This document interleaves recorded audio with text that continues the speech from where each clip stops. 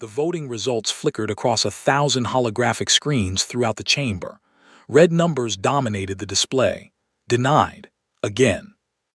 David Reed gathered his papers with slow, deliberate movements.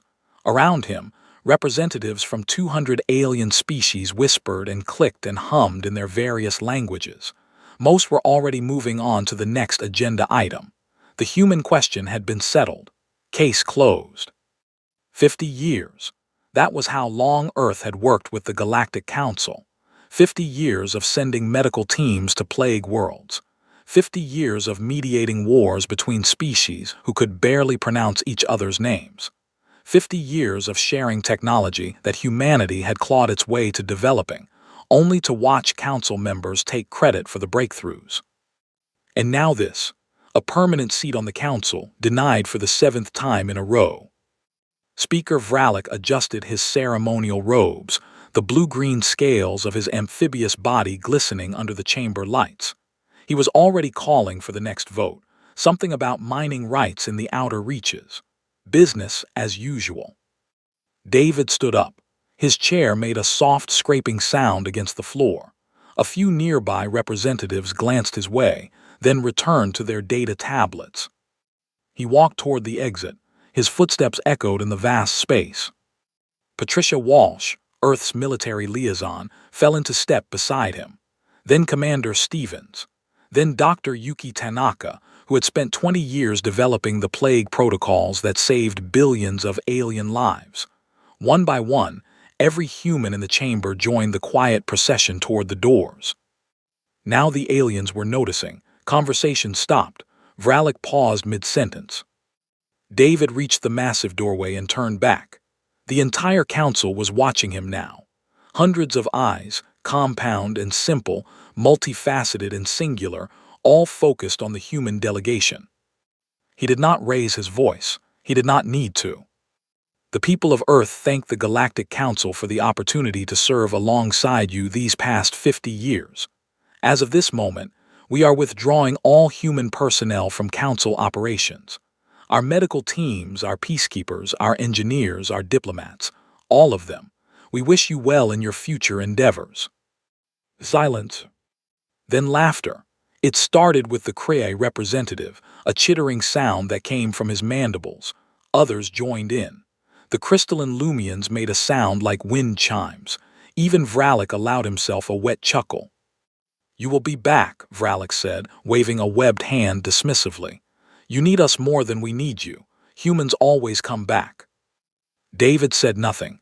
He simply turned and walked through the door. The other humans followed. Behind them, the council chamber returned to its business. Mining rights in the outer reaches were far more important than the wounded pride of a single species. 3 days later, the orders went out from Earth. Patricia Walsh sat in the United Earth Command Center in Geneva, surrounded by holographic displays showing human operations across the galaxy.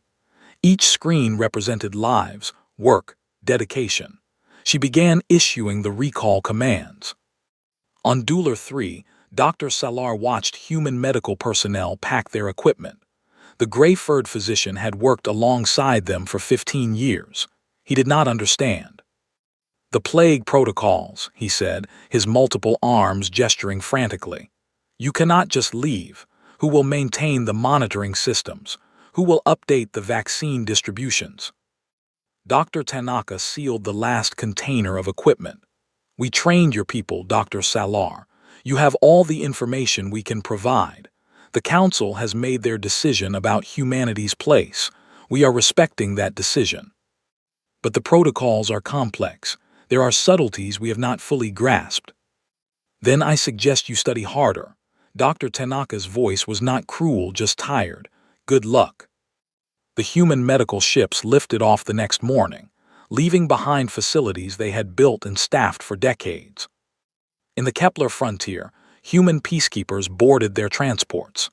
The Kree and Lumian fleets that had been on the verge of war for months watched them go. For years, human mediators had kept the peace, understanding both species well enough to prevent misunderstandings from becoming bloodshed. Commander Thrix of the Kree received a simple message from the departing humans. We are confident you will resolve your differences peacefully. Best wishes. The Lumian speaker, Jor-El, received an identical message. Neither species thought much of it. Humans were just bitter about the vote. They would calm down. On Harmony Ring itself, human engineers shut down the monitoring stations they had installed throughout the massive council station. These systems tracked everything from life support efficiency to structural integrity. The council's own engineers had never learned to operate them. Humans had always just handled it. Should we leave instruction manuals? A young technician asked. His supervisor shook her head. They never asked for them before. They probably won't read them now. The last human supply ship undocked from Harmony Ring on a Tuesday. Standard Earth time, at least. The various alien species tracked time differently, but humans had always accommodated everyone else's calendars, so hardly anyone noticed when the small vessel disappeared into the void. Back on Earth, David Reed stood in his apartment in New York, looking out at the city below. The streets were full of life, humans going about their business, unaware that their species had just walked away from galactic politics. Patricia found him there an hour later. "The recall is 90% complete," she reported. "We will have everyone home within a week." "Good." Some of them are angry. They feel like we are abandoning people who need help. David nodded slowly. "We helped for 50 years. We saved billions of lives. We prevented dozens of wars. We shared our knowledge and technology freely. And the Council voted 7 times that we were not worthy of a permanent voice in galactic affairs. So what now?" "Now," David turned from the window, "now we focus on us, Earth and her colonies, the independent systems that actually want to work with us. Let the Council handle their own problems. They were so certain they did not need us." Patricia smiled grimly. "I suppose we will see about that." On Harmony Ring, Speaker Vralik reviewed the agenda for the next council session. Mining rights, trade disputes, border skirmishes, routine business. He did not notice that the infrastructure monitoring system had stopped updating. Nobody did. 14 days after the humans left, the first alerts appeared on Dueler 3. Dr. Salar stared at the medical monitoring console, trying to decipher the warning symbols flashing across the screen. The interface was in human standard English, which he could read, but the diagnostic codes made no sense. Something about mutation rates in Sector 7. Something about containment breach probability. He pulled up the human protocols, scrolling through pages of technical documentation. The words were simple enough individually, but together they formed a complexity he had never fully appreciated. When humans ran these systems, they made it look easy. They would glance at a screen, nod, and know exactly what to do. Now Salar understood why. They had not just been reading the data. They had been interpreting it through layers of experience and intuition that could not be written down. The plague had been dormant for 3 years. Human vaccines and monitoring had kept it suppressed, but viruses evolved. Human doctors had updated the vaccines every 6 months, tweaking the formulas in ways that seemed almost instinctive. Salar had not updated anything. He did not know how. The mutation happened on day 16. By day 18, the first cases appeared. By day 20, the Dulari government declared a planetary emergency. Salar recorded a message to Earth, his voice shaking. He explained the situation. He asked for help. He begged for it. The response came 12 hours later from Director Walsh herself. "We understand the gravity of your situation.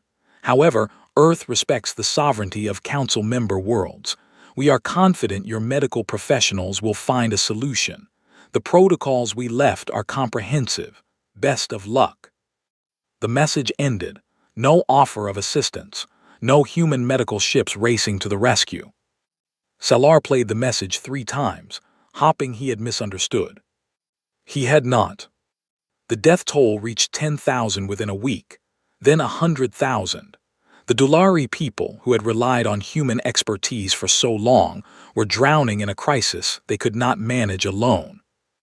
Meanwhile, in the Kepler frontier, the situation between the Kree and Lumians deteriorated rapidly. Commander Thrix reviewed the tactical displays aboard his flagship. The Lumian fleet had moved 3 degrees closer to the disputed zone. In human terms, this meant nothing.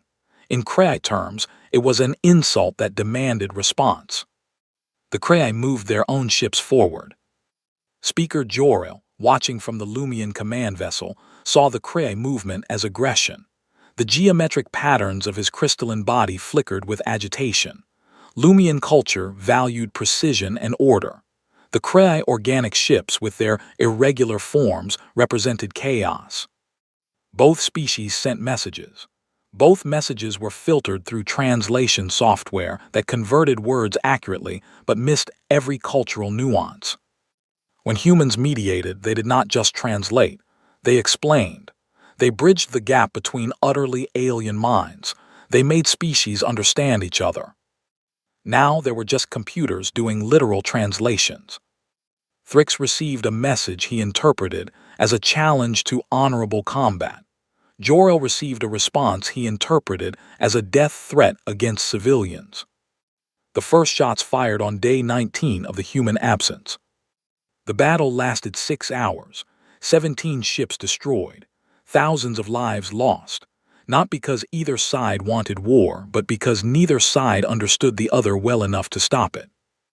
On Harmony Ring, Speaker Vralik received reports of both crises with growing alarm. He immediately convened an emergency council session. The chamber was tense. Representatives were shouting across the floor, something that rarely happened in the carefully structured council proceedings. The Dulari situation is their own fault, insisted the Varani representative, her green scales gleaming. They should have learned the human systems properly. The humans should have taught us properly, Salar countered, his voice hoarse from exhaustion. They should be here helping. They were never officially required to help, another voice called out. They volunteered. Volunteers can leave whenever they wish. Vralik pounded his gavel. Order. We must address these situations practically. Send our own medical teams to Dular 3. Deploy council peacekeepers to the Kepler frontier. The orders went out. Council medical staff arrived on Dular 3 with equipment and training. Council military ships positioned themselves between the Kree and Lumian fleets. It should have worked. The Council had resources, they had trained personnel, they had protocols.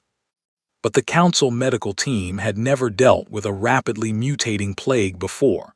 They tried to apply standard containment procedures. The virus adapted faster than they could respond. The death toll climbed. The Council peacekeepers tried to mediate between Kree and Lumians. They used standard diplomatic language. They proposed standard compromise solutions. Both species found the suggestions insulting for reasons the peacekeepers could not comprehend. The fighting continued. On day 23, an asteroid was detected on collision course with Trell 9. It was not an unusual situation.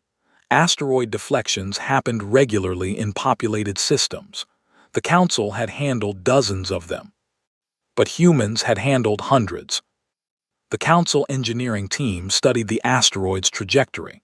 They pulled up the human calculation methods, elegant mathematical models that made the work seem straightforward. They plugged in the numbers. They positioned their ships. They fired the deflection thrusters exactly as the formula specified. The asteroid's trajectory shifted, wrong direction. The engineering team panicked, firing additional thrusters to compensate. The asteroid began tumbling, its rotation destabilizing. Then it broke apart. A single large asteroid became a dozen smaller ones, all on slightly different trajectories. 2 of them slammed directly into orbital stations that housed 50,000 workers each.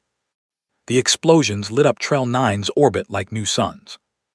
Evacuation sirens wailed across the planet. Millions fled the industrial centers, abandoning infrastructure worth trillions of credits. The asteroid fragments that reached the surface destroyed factories, refineries, and processing plants that had taken decades to build. The Council engineering team sat in their command ship, staring at the devastation in shock. The formulas had been correct. The calculations were accurate. But humans had something beyond formulas. They had instinct, experience, a feel for how space and physics actually worked that went beyond numbers on a screen. And that could not be replaced by reading their notes. On Earth, astronomers tracked the Trail 9 disaster through their telescopes. They said nothing. They filed their reports in silence. Director Walsh reviewed the incident data, her expression carefully neutral. "Should we offer assistance?" an aide asked quietly. "Did they request it?" "No, ma'am." "Then we have nothing to offer." Walsh closed the report. "The Council made their choice. We are respecting it. Alert me if they actually ask for help." The aide nodded and left. Patricia stood alone in her office, looking at the star charts on her walls. She felt no satisfaction in what was happening, only a grim acknowledgement of reality. The galaxy was learning a hard lesson. Some knowledge could not be taken for granted. The trade routes broke first. CEO Morville of the Varani Mining Consortium watched his profit projections collapse in real time. Red indicators spread across the holographic display like a virus, each one representing a shipment that had vanished between systems. Pirates, raiders, opportunists who had always existed in the darker corners of the galaxy but had never been much of a threat, because humans had patrolled those routes. Not officially. The Council had never asked them to, but human merchant vessels were everywhere, and human captains had a peculiar habit of helping anyone in distress. A distress call would go out, and within hours, a human ship would arrive. Pirates learned quickly that attacking in human-patrolled space meant facing swift retaliation. Now the humans were gone, the pirates noticed. Morville sent an urgent message to the Council, demanding protection for his shipments. He received a response 3 days later informing him that Council security forces were stretched thin due to various ongoing crises, but they would try to increase patrols in his sector within the next 2 months. 2 months? His company would be bankrupt in 2 months. He was not alone. Across the galaxy, commerce was strangling. Supply chains that had run smoothly for decades were fragmenting. Systems that depended on regular deliveries of food, medicine, or industrial components found themselves waiting weeks for shipments that used to arrive like clockwork. The economic collapse spread like ripples from a stone, dropped in still water. On Harmony Ring, the infrastructure failures started small. A water recycling system that ran 15% less efficiently. A power relay that required manual resets twice a day instead of once a week. Environmental controls that drifted a few degrees off optimal.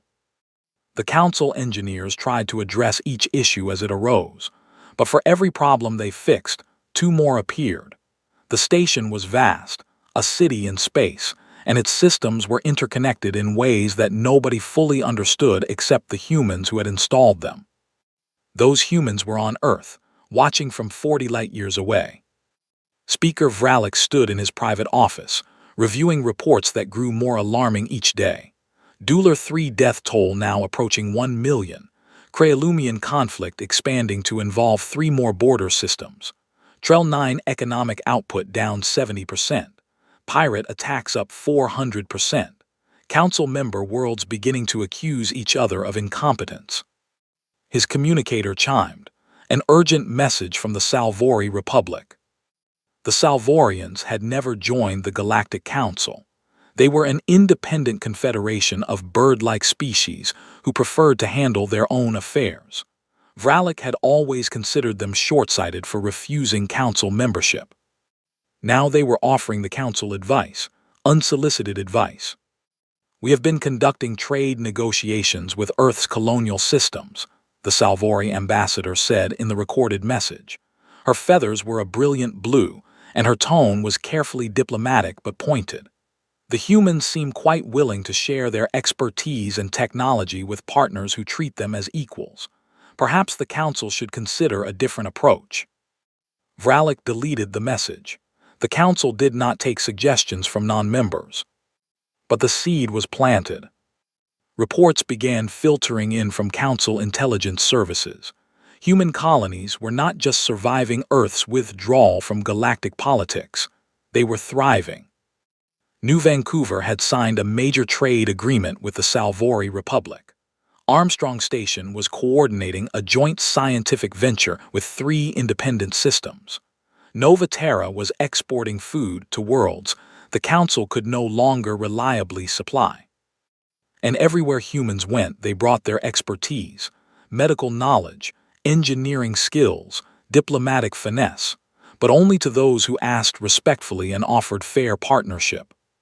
The Council Worlds, proud members of the oldest and largest political organization in the galaxy, found themselves watching from the outside. 3 more humanitarian crises erupted in Week 5.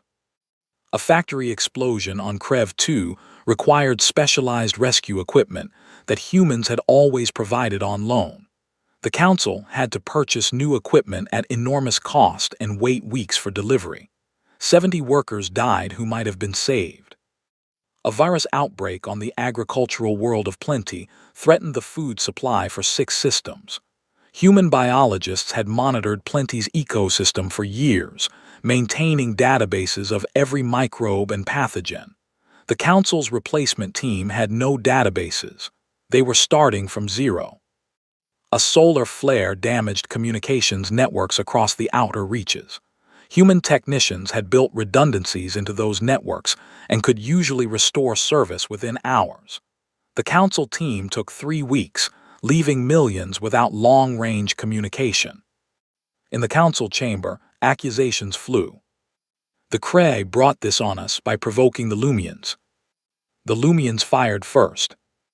If the Varani had not blocked funding for infrastructure improvements, we would not be in this situation. If the Dulari had learned proper medical protocols from the humans instead of relying on them, their crisis would never have happened. Vralik pounded his gavel until his arm ached.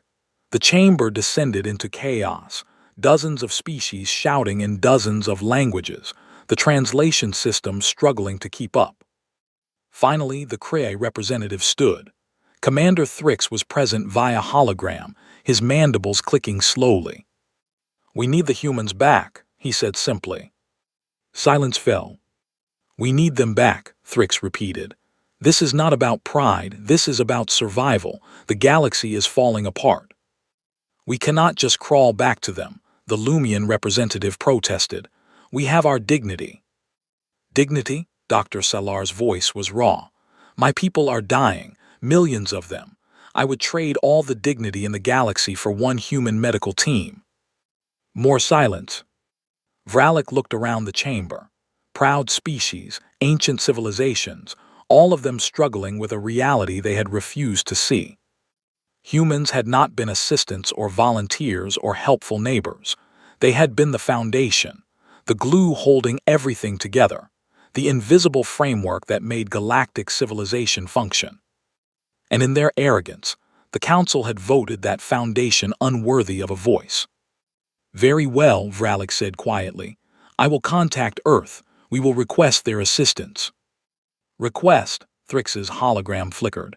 "They will refuse a request. They have been refusing requests for weeks." "Then what do you suggest?" The Kree commander's image leaned forward.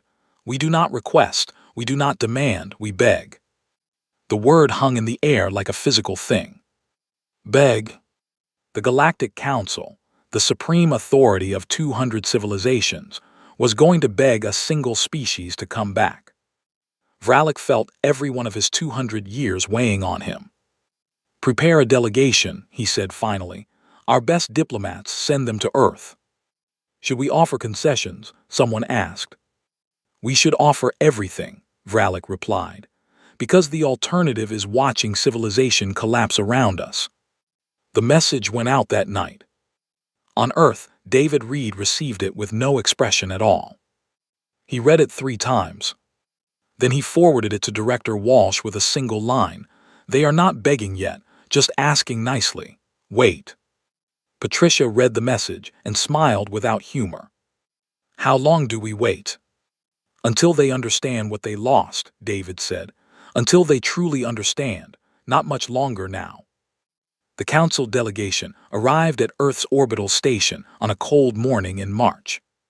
5 ambassadors representing the major species blocks: the Krei, the Lumians, the Sorrel, the Varani, the Dulari, each one carefully chosen for their diplomatic skill and political influence. They expected negotiations, concessions, perhaps some hard bargaining where both sides would save face. Director Walsh met them in a conference room with windows overlooking Earth's blue oceans. The planet turned slowly beneath them, peaceful and utterly unconcerned with galactic politics. Ambassador Jor-El spoke first. His crystalline form reflected the light in careful patterns, a Lumian gesture of respect. Director Walsh, we come to discuss the current unfortunate situation between Earth and the Council. We believe a mutually beneficial arrangement can be reached. Patricia sat down, folding her hands on the table. I am listening. The Council is prepared to offer Earth observer status, Jor-El continued. This would allow human representatives to attend Council sessions and provide input on matters where human expertise is relevant. Observer status. Patricia's tone was completely neutral. The same status given to minor civilizations with populations under 1 billion. It is a significant step forward from your current position. Which is? Jor-El hesitated. Your current position is that of a non-member civilization. And before we left, we were applying for permanent council membership, full voting rights, equal standing with the founding species. Patricia pulled up a holographic display. Let me show you something. Data filled the air between them, charts and graphs and planetary reports. This is Earth's resource production over the past 2 months, up 18%. Our research output up 22%. Our colonial expansion up 30%. Our trade partnerships with independent systems up 140%. She waved her hand, changing the display. Now here is the Council's data for the same period. Economic output down 40%. Infrastructure reliability down 60%. Successful crisis resolution down 75%. The ambassadors sat in uncomfortable silence. You are not here to offer us a mutually beneficial arrangement, Patricia said quietly. You are here because the Council is failing without us. So let me be very clear about Earth's position. We do not need the Council at all. We are completely self-sufficient. Our colonies are prospering. Our people are thriving. The Council, however, desperately needs us. You overestimate your importance, the Varani ambassador said, her scales darkening with agitation. Patricia smiled without warmth. Do I? Then go home. Handle your crises yourselves. We will be fine. But your people, the Dulari representative said desperately. Surely they want to help. Humans are compassionate. They would not let billions suffer. Human compassion is not infinite, Patricia replied. For 50 years we gave freely. We saved your people from plagues, from wars, from disasters. We asked only for recognition. For a voice in the galaxy we helped protect. The Council voted 7 times that we were unworthy. 7 times. So now we are respecting that judgment. You said we were not worthy of joining your club. Fine. We will start our own. Ambassador Jor-El's crystalline structure flickered with what might have been anger or fear. The Council will impose sanctions, economic embargoes. You will be isolated. Will you? Patricia pulled up more data. Earth exports primarily to independent systems now, the Salvori Republic, the Tarkin Confederation, the Free Worlds Alliance. None of them are Council members. Sanction us and you hurt yourselves more than us. Most of your critical supply chains still have human components, medical equipment, engineering systems, transportation networks. Ban trade with us and watch your civilization grind to a halt even faster. The silence stretched. Finally, the Sorrel ambassador spoke. He was older than the others, his amphibious features weathered with age. What do you want? Excuse me. Clearly you want something, or you would not be meeting with us. State your terms. Patricia leaned back in her chair. You misunderstand. This is not a negotiation. You have nothing we want. Earth is doing fine, better than fine. You are the ones who need something. Then why agree to this meeting? Professional courtesy. We wanted to make our position clear in person. Earth is not coming back to help the Council, not as volunteers, not as observers, not as anything less than full equals. Full Council membership, Jor-El said, with all rights and privileges. No. The word stopped them cold. No, the Kree ambassador repeated. Full Council membership is what we wanted 7 times ago, Patricia said. The price has gone up. You taught us that our help has value. Now we know exactly how much. So if you want that help, you need to offer more than what you refused to give us when we were asking politely. What more could there be? That is for the Council to figure out. Patricia stood, ending the meeting. When you are ready to make a real offer, not demands disguised as compromise, contact us. Until then, good luck with your crises. I am sure you will manage eventually. The ambassadors left Earth orbit 3 hours later, their mission a complete failure. On Harmony Ring, Speaker Vralik received their report with growing dread. They will not help, Jor-El said flatly in the emergency council session. Not unless we give them everything they want, and they would not even specify what everything means. Arrogant primitives, the Varani representative hissed. Arrogant, Dr. Salar stood shakily. He had lost weight. The strain showed in every movement. They are not the ones dying because we cannot manage a plague. They are not the ones watching their economy collapse. They are not the ones begging. We did not beg, Jor-El protested. No, we offered them scraps and expected gratitude. Salar turned to Vralik. Speaker, my people cannot wait for pride to run its course. The death toll is approaching 2 million. I am formally requesting that the Council authorize me to negotiate directly with Earth. Dueler 3 will pay whatever price necessary. You cannot negotiate separately, Vralik said. It would undermine Council unity. What unity? Thrix's hologram appeared. Half the Council wants to fight Earth. The other half wants to surrender. Meanwhile, people are dying and infrastructure is failing and the galaxy is fracturing. There is no unity left to protect. Around the chamber, more representatives were nodding. Vralik saw his authority crumbling. The Council was supposed to be unshakable, eternal, supreme. Instead, it was coming apart because one species had the audacity to walk away. What do you propose? He asked quietly. Let individual members negotiate with Earth, Thrix said. Those who want human help can seek it. Those who are too proud can manage alone. That would destroy the Council as a unified body. The Council is already destroyed, Dr. Salar said. We are just too proud to admit it. The vote took 3 hours of bitter debate. In the end, the decision was unanimous. Council members were authorized to pursue independent agreements with Earth. Vralik watched the vote tally appear and felt something die inside him. 50,000 years of Council unity ended because they had underestimated a species barely a century into space travel. Within days, the requests began flooding into Earth. Most were rejected immediately. Some received polite consideration. A very few got actual help, but only after agreeing to terms that recognized Earth as an equal partner, not a supplier of charity. The galaxy was reorganizing itself around a new reality. Humans were not begging to be let back in. The Council was begging them to return. Archmediator Selenra had not left Harmony Ring in 15 years. Her position was too important, her duties too consuming, but desperate times demanded desperate measures.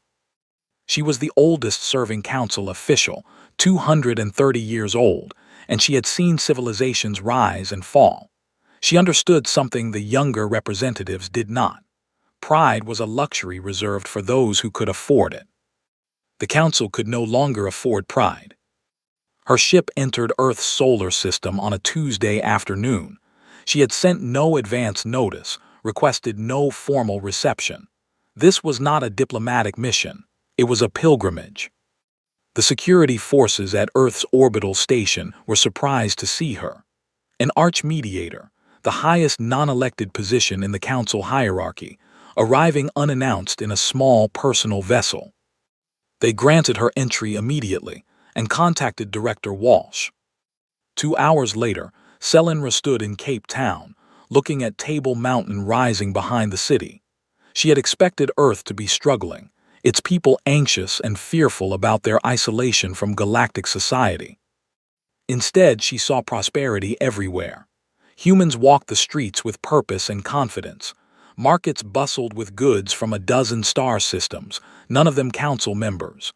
Children played in parks, their laughter carrying on the wind. Earth had not just survived without the council, it had flourished. The realization hit her like a physical blow.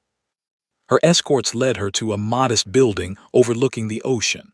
Not a grand governmental palace, just a comfortable office complex where real work happened without ceremony. David Reed and Patricia Walsh met her in a simple conference room. No cameras, no recording devices, no witnesses to what was about to happen. Selenra had prepared a speech. Weeks of careful composition, balancing authority with conciliation, firmness with compromise. She had every word memorized. She looked at the two humans across the table and knew the speech was worthless. "I am here to beg," she said simply. The humans said nothing. They just watched her with calm, patient eyes. "The council is dying," Selenra continued. "Not quickly, not dramatically, but we are dying nonetheless. Our people suffer, our systems fail, our unity fractures, and we did this to ourselves." "Yes," Patricia said quietly, "you did." "I was against the vote," Selenra said. "All 7 times. I argued that humanity had earned a seat through service. I was outvoted by younger, more arrogant voices who could not see past their own pride. And now you want us to save you from the consequences of that pride." "No," Selenra met Patricia's eyes. "I want to acknowledge that we were wrong, fundamentally, profoundly wrong, not just about the vote, about everything. We treated you as helpful primitives, never understanding that you were the scaffolding holding our civilization together." She pulled out a data tablet and set it on the table. "This is a personal record I have kept for 40 years. Every crisis resolved by human intervention, every war prevented by human mediation, every disaster mitigated by human expertise. I counted them." "How many?" David asked. 4,317 major incidents, countless minor ones." Selenra's voice wavered. "Without humans, we averaged about 200 successful crisis resolutions per year. With humans, we averaged 800. The difference is not just in numbers, it is in lives. Billions of lives saved because humans were there." She stood, her old bones protesting, and did something no archmediator had done in recorded history. She bowed, a full, formal bow of subordination. "I am not here to negotiate. I am not here to offer compromises. I am here to admit that the Council needs humanity far more than humanity needs the Council. And to ask, not as a diplomat but as an old woman who has watched too many people die unnecessarily, whether there is any path forward." Patricia and David exchanged glances. "Sit down, Selenra," David said gently, "please." The archmediator sat, her ceremonial robes pooling around her. "You understand that this is not personal," Patricia said. "We hold no grudge against you specifically, but Earth cannot go back to how things were. We cannot pour our resources, our expertise, our people's lives into an organization that treats us as disposable help." "I understand.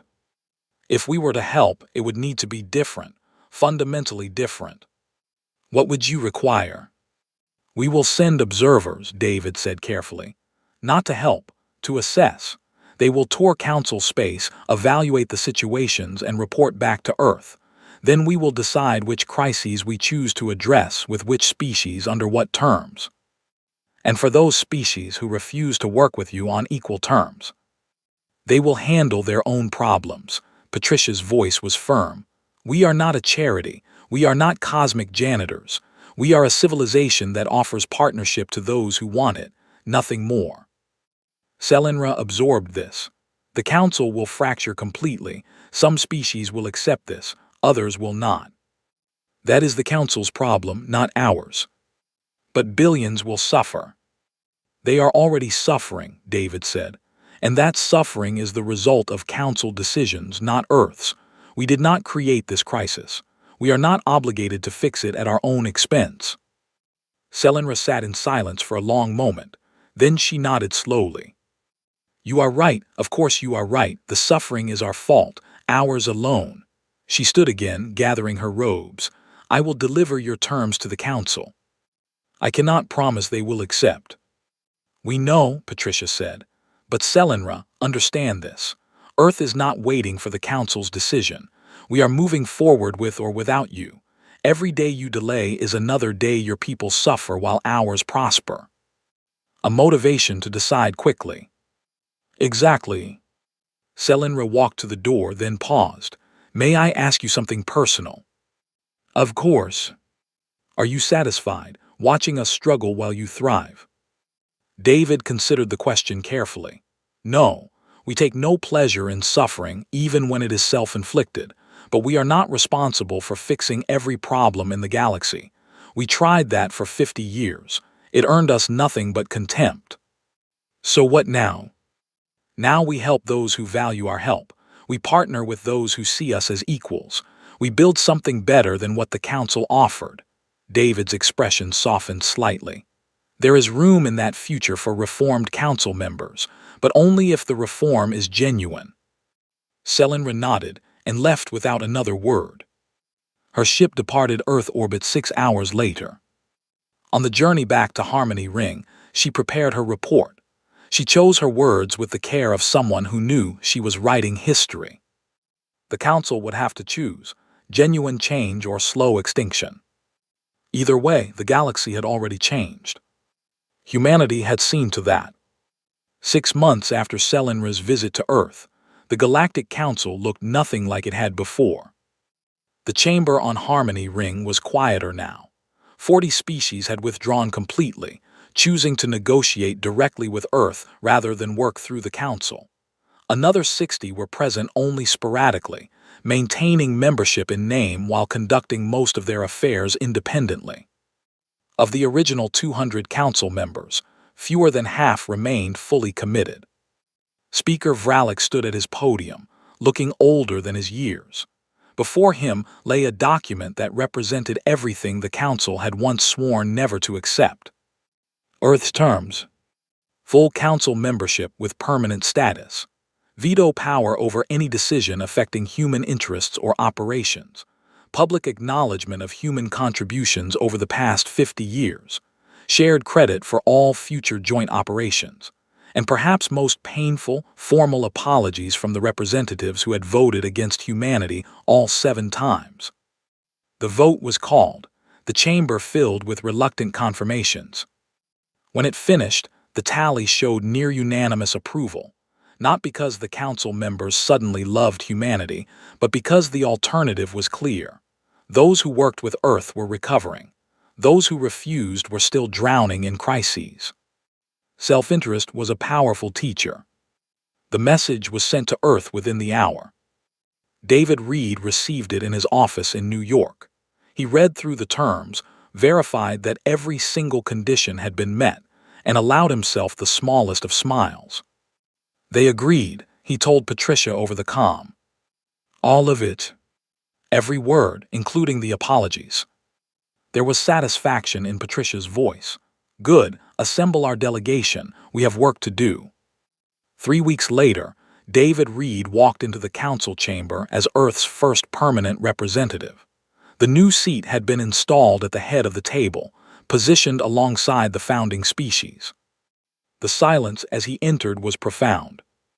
David settled into his chair and activated his console. The display showed dozens of pending crisis requests, situations where Council members were formally requesting human assistance.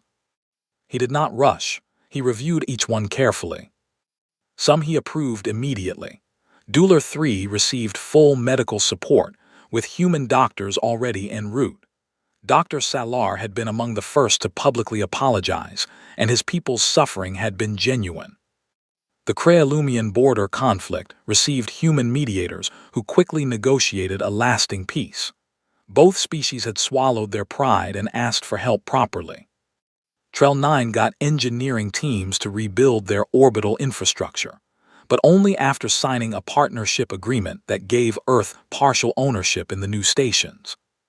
Others David denied. The Varani Mining Consortium had refused to acknowledge human contributions and had tried to play both sides. Their requests sat in the declined folder. Several species who had been particularly vocal in voting against humanity now found their crisis, requests pending indefinitely. "This is petty," Ambassador Jorel said after the second session. His crystalline form flickered with irritation. David looked at him calmly. "No, this is priorities. Earth has limited resources. We help our partners first. Those who treated us with contempt can wait until we have spare capacity. Some situations are urgent." "They are all urgent. That is why we are choosing carefully." David pulled up a display. "The Varani situation, for example, they are losing money, not lives. Inconvenient, not critical. We will get to them eventually, after we handle the actual emergencies." Jorel wanted to argue but found he could not. By the Council's own standards, prioritizing life-threatening situations over economic ones was completely reasonable. That Earth's priorities conveniently aligned with rewarding cooperation and punishing contempt was merely coincidental. Supposedly, the galaxy reorganized itself quickly once the pattern became clear. Species that partnered with Earth genuinely, treating humans as equals, found themselves with access to cutting-edge medical care, advanced engineering, and diplomatic expertise. Their economies stabilized, their crises resolved. Species that remained proud or dismissive found themselves struggling alone, watching their neighbors prosper. The incentive structure was unmistakable. Within a year, the Galactic Council had effectively split into two tiers: core members who worked closely with humanity and maintained their influence, peripheral members who clung to old pride and found themselves increasingly irrelevant. Earth did not force this division. They simply operated according to their stated principles: partnership with equals, assistance for those who asked respectfully, indifference to those who did not. The galaxy sorted itself out accordingly. On Dular 3, Dr. Salar stood in a medical facility that human engineers had rebuilt and expanded. The plague was contained, the death toll had stopped climbing, and his people were recovering. He recorded a message to Dr. Tanaka, who was overseeing the recovery efforts. "I understand now," he said quietly. "What we lost when you left, it was not just your expertise, it was your willingness to share it freely. We took that for granted. We assumed it would always be there. I am grateful that you came back, even though we did not deserve it." Dr. Tanaka's response was characteristically pragmatic. "We came back because you asked properly, because you acknowledged the problem. That is all we ever wanted: recognition and respect." In the Kepler frontier, the Krea and Lumion fleets that had been fighting for months now patrolled together, protecting shared shipping lanes. Human mediators had helped them understand each other's cultures deeply enough to build actual friendship. Commander Thrix and Speaker Jorel sometimes shared meals, an act that would have been unthinkable before. They did not become friends because humans ordered it. They became friends because humans showed them how. On Harmony Ring, the Council settled into its new reality. Sessions were more efficient now, partly because the chamber was less crowded, partly because everyone understood the stakes of cooperation. Speaker Vralik called the session to order, and David Reed reviewed the agenda alongside representatives who had learned to listen to his input. Not because he demanded it, because his advice was consistently good and his species delivered results. Slowly, grudgingly, the council members who remained were learning what partnership actually meant. And in those lessons, something unexpected emerged. The galaxy did not become Earth-dominated. It became genuinely cooperative. Human representatives did not lord their position over others. They simply worked, solving problems efficiently and without drama. The arrogance drained away on both sides, replaced by professional respect. Late one night, David stood alone in his quarters on Harmony Ring, looking out at the stars. Patricia's hologram appeared beside him. "Regrets?" she asked. "About walking away. No, it needed to happen." "About coming back?" David considered. "No, but only because we came back on our terms. If we had returned as beggars accepting scraps, nothing would have changed. Some species still resent us. Some always will. That is their problem, not ours." David smiled slightly. "The ones that matter learn the lesson. The galaxy is better for it." Patricia's hologram nodded. "So what now?" "Now we work, help where we are wanted, build partnerships with those who value them. Let the rest figure it out themselves." David turned from the window. "Humanity is not here to save the galaxy. We are here to be part of it, as equals." "Equals," Patricia repeated. "Took them long enough." "Better late than never." The hologram faded, leaving David alone with his thoughts and the stars beyond the window. Somewhere out there, civilizations were learning a lesson that should have been obvious from the start. Take the helpers for granted, and they will leave. Treat them as equals, and they will stay. The galaxy was finally understanding the difference.